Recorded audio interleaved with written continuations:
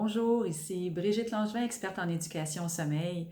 Me revoici avec un cinquième extrait de mon tout dernier livre qui va sortir en librairie très bientôt, dont le titre est Le sommeil, la boîte à outils.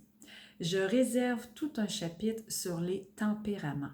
Alors, on n'en parle pas assez souvent. Souvent, les parents sont surpris. Au premier enfant, le sommeil se vit de telle façon. Ils croient avoir développé toutes les compétences pour le prochain bébé. Et qu'arrive-t-il quand le prochain bébé arrive? Tout ce qu'ils ont mis en place pour le premier ne fonctionne pas avec le deuxième. Comment ça se fait? Alors, je vous livre l'extrait. Je regroupe les tempéraments en 4 catégories. Facile, curieux, guerrier et olympien. Alors, loin d'être issus d'une méthode scientifique, ces points de repère vont permettre aux parents néanmoins de mieux saisir les enjeux qui se cachent derrière l'action de dormir.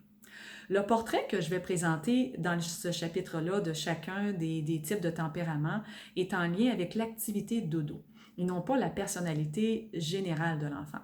Par exemple, un bébé peut facilement accepter de se laisser aller au sommeil, mais éprouver des difficultés dans le domaine de l'alimentation et vice-versa. Le tempérament, vraiment à considérer, un chapitre en entier qui va vous faire rire ou vous faire pleurer, mais surtout, vous allez voir qui est vraiment votre petit coco, votre petite cocotte à travers ce chapitre-là.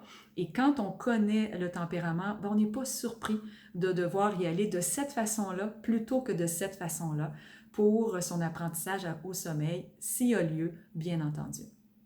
Je vous dis au prochain extrait. C'était Brigitte Langevin, experte en éducation au sommeil.